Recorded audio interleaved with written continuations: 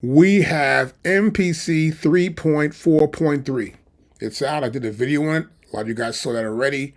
And I started going over this idea of will it really work properly? So I wanted to actually sit down, look at these features, and point out some of them that I really don't like, and also show you there are still issues. There are actually a lot of issues they're trying to fix because this is MPC 3.4.3. It's beta. And beta means that it's just test, right? So if you make a track in this software and it sounds great, and then one day the software doesn't work or something, and you're all mad and stuff, you can't be mad because it's beta. They're letting you know that they're just testing and you're just helping them test out the software. And to prove this to you right here, I'm going to show you something right now. We're going to go down to here, and this is in the release notes, right? I'm going to go right down to here. You'll see this under known issues. These are issues that they can't fix, having to fix, and they might have a problem fixing it for a little bit. And here's one here on top. This is a real serious issue. Larger projects for 3.4.1 can fail to load with memory error. Okay, we have the update. It's been loaded in. I want to look at a couple of things and talk about them. First, we're going to look at using audio mixdown on separate tracks with returns now only contains audio for the specific track. Other tracks cannot be heard in the resulting audio file. Okay, we're going to go over that next. Okay, so to prove this out, we're going to go through this process of creating separate tracks for each pad. So we got these pads here. All right, they're playing back, right? We got them hitting them back there. Okay, whatever. I'll press the stop button a couple times, and so I'll play it back from the top.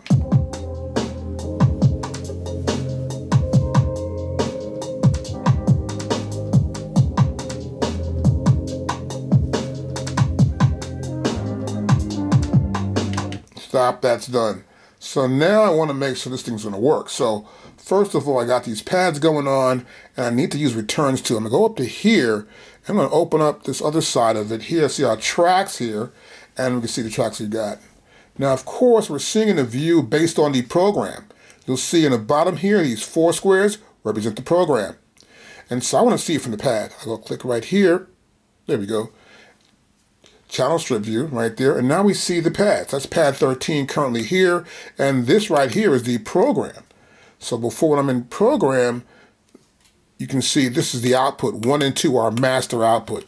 Let's go back to pad again. And now I'll hit a pad. There's a sound right there. So I want to do something with this sound, make sure it goes to an effect. I'll go back to here. That's the effect that's on it. I'm going to do our send. And I also want to put this send here and send it to the return.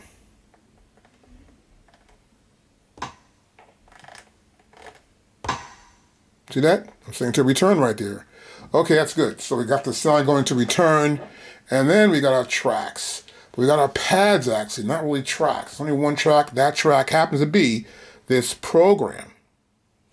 Now what I want to do next is I want to send these sounds out to separate tracks or separate programs.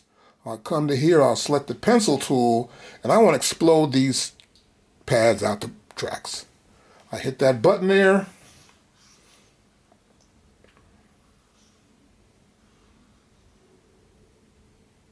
Okay, now we start from 3.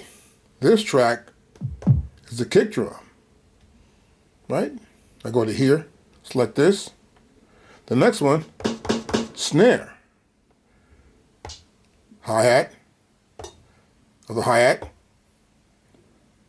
right? So these sounds are all the sounds that are being used. That sounds from 3 to 11. Got that? So we've got like 8 sounds, or 8 tracks. Next, I want to export these tracks out. I'm going to pencil tool right here, select my pencil tool, and since I exploded already, I want to check sure I can do anything else here. Nope. So next what I want to do is I'd like to go to exporting these files out. I'll press the menu.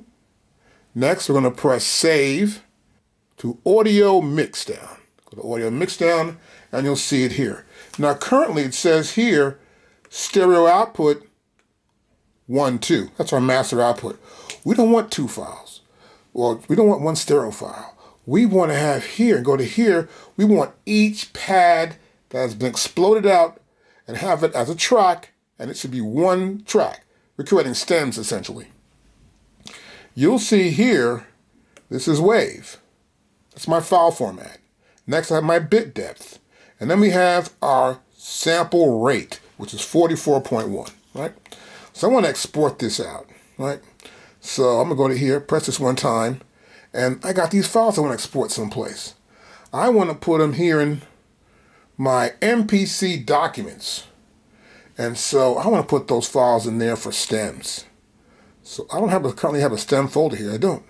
So I'm going to create a stem folder. I'm going to go to here and make a brand new folder right here and call it stems for this track. I'll press do it. I create that brand new folder. Now you'll see here from the top, internal MPC documents stems. We know where it's at. I want to label this here. I'll come to here and I'll call this boom bap. Let's go to boom, space, B, A, P. I got that. I'll press do it. So now I'm going to save these files like that. I'll press save. And now all those files are going to save separately to that 1 folder.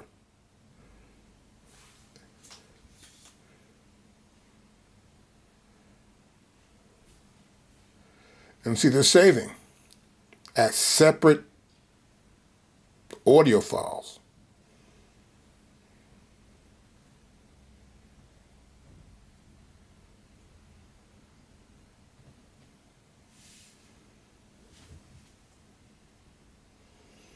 Now, once this is done, you'll be able to see them.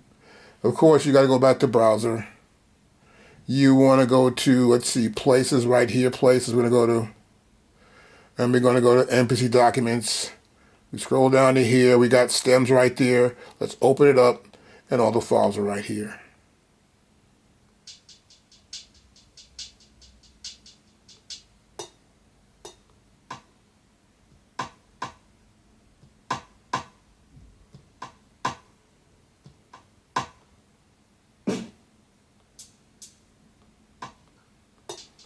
They're all separated. And you don't hear any of the sounds with them. It works. I am here on YouTube to teach and show people some stuff and to grow this channel. It's a lot of fun, actually. And I know a lot of stuff that we do here. We have Logic Pro, we teach that. We teach Pro Tools. We teach Ableton Live. You know, all the top softwares and how to use the MPC in those softwares. And to keep doing this and add more stuff to the entire idea that it's a lot of fun and to make it easier for you guys, we need your support. We know only a few guys subscribe. I'd like you all to subscribe and to help us grow this channel. I'm going to keep putting out more stuff. And of course, as these updates come out, we will keep making more videos. And I want to make sure you get to see them when they come out. So please subscribe to us here in YouTube. That was easy. Okay, now next, we're going to look at key group parameters when they load with the correct defaults. So when creating a new key group track or when updating the current track type to key group, it'll be the same. Let's check that out. Next, what I want to do, I'm going to load in a key group, right? So it's something to load a key group in, and we have cool parameters. So I'm going to press new track. I'll go key group right there. And so I need to find, I'm going to go to browse here. I'm going to browse for some key group sounds. So I think there was some sounds somewhere in here. I'm going to scroll down here if we can see this. We're in content. Yep, we're in content. These are instruments. What is this? Instruments. Okay, instruments right here. So I'm going to look at some programs. Go right to here. And these are instruments. I'm going to probably look for something here. I may turn this auto off. Go back to here so I don't hear a bunch of different sounds. I'm looking for keyboards. There's a guitar. There's a piano, house piano. So let's house piano right here. I'm going to go press the audition button. And I'm going to hear this a little bit. How about a grand piano? That's good, a grand piano. Let's load this into that section. So I want to make sure I'm there. I'll press main. We are in the key group, and I'll go back to here, and I'm going to go back to my browser, and I got my selected sound. Now you see here also, looks like it's a drum group, right? Because it has these 4 squares which represent the icon for the drum group. But no, I'm going to load this in.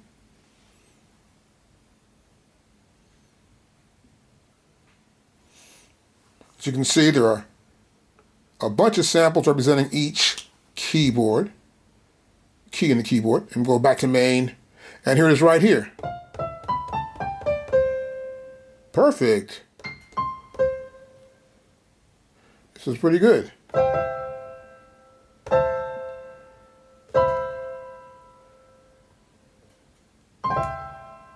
Good, that's on the pads, we got there, parameters are good. And so they fixed this. It was kind of crazy before, but now you see it says, the icon there is for a piano, for the key group, and you see it's the grand piano that's there in that one specific track, track number 4. Now this next problem was, when you had the insert set up in sampler mode, you couldn't add an effect to any sampling I did. I may want to bring a drum beat, remove some hi-hats or something, and then sample it. You couldn't do that.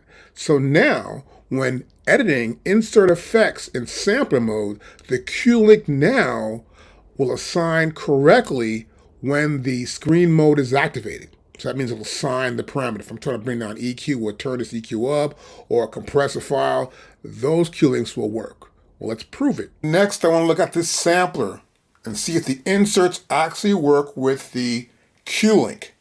So I'm going to go back here to main. In main, I will select sampler. I select that. You'll see right here, we have inserts. Nothing's in there. I'm going to tap on the inserts right here. I'm going to find an insert to put in there, right? So I'm going to turn my data wheel. And I'm going to probably put something like anything in here, actually. I'm going to go to Dynamics, open Dynamics up. I'll go channel strip, put channel strip right there. I'll go to Edit. Okay, I'm hitting my Q-Link now. Oh, there we go. Now the Q-Link turns off and on here. As you can see that for these parameters, right? This is pretty cool. We got a second row for the Q-Link and a third row. And as I touch these rows, you'll see it's actually indicating which parameters I'm actually changing here, right? So I'm just changing 3 that are right there. Okay, I'll press the third one. Oh, the fourth one's open too. We have the high pass filter here and a Q here. So they appear right here. That's nothing there, it's here. And that's the Q, and here's the high pass filter right there. So it does work. Before, you wouldn't see anything in here. This would be empty. It'd be looking like this. So it's fixed. Now next, we're going to talk about the drum plugin that they have in the MPC, the SYNTH drum plugin, and of course, how to fix something in there. So it says here, resolve an issue in the drum synth multi. That's where you have 8 different drum pads filled up with drum sounds. Where adjusting certain parameters of one drum synth would affect the parameters of another. If I adjust the snare, it sometimes would affect the other snare or another sound of the 8. Let's check that out. So I have a new track up here now. I want to check out loading a plugin in. The drum multi plugin.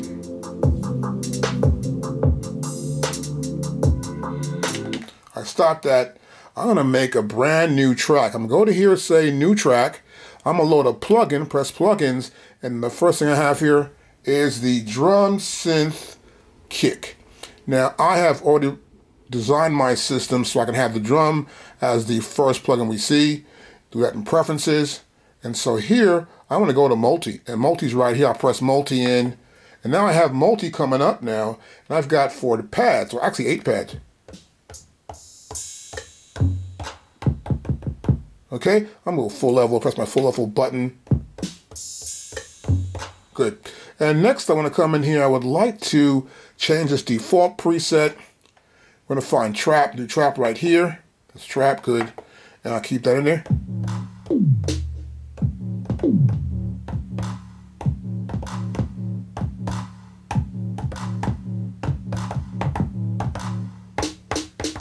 Okay, good. That's cool. That works. Now I'm going to go into here. I'm going to press this right here, and we're going to go here, and we're on the edit window for this plugin. And so if I hit a pad, it won't change this window view, which I think they should have fixed already, but they don't. So this has got to be the bass drum right here. And so I can change the tuning of the bass drum. Is my tuning.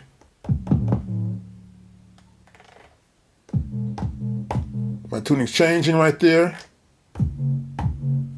Right? And if I change any of these parameters, I go to decay, be my decay, maybe up some more. I go to sweep, I sweep higher, and it's not going to affect the other sounds as it did before.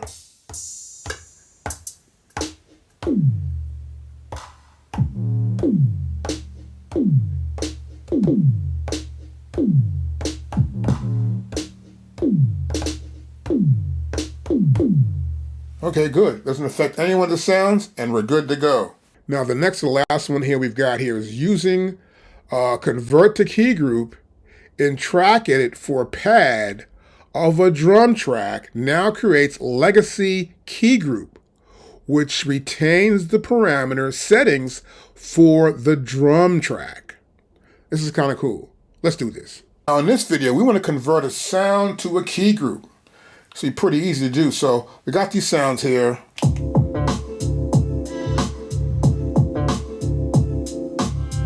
All right, stop that here. So I'll get to here. That one sound, I'll make that sound to a key group. So we're gonna go to here, I tap the sound appears here in my window, in the track window, right? And we see this sample right here. I'm gonna tap that sample, double tap it actually. Come on, open up there, my friend. There it is, it's opened up, and you'll see right here, there's a key, like a piano keys right there. I'm gonna tap this. Oh, and now we're legacy, got that. And you'll see the pads have changed when you do that. We're going to go back to our main screen again, and then we're going to go up to here. Wait a minute, this is it right here. Before it was here, this is the track. And now it's a key group. You can tell because there's a piano right there, little piano icon, and you'll see here, that's a sound. If I hit any pad, okay, it's too high. I'll come to here, I'll click right here, and I got this.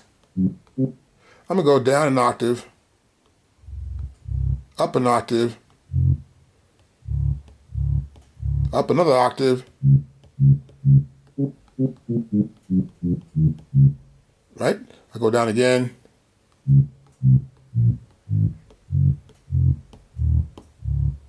Okay, good.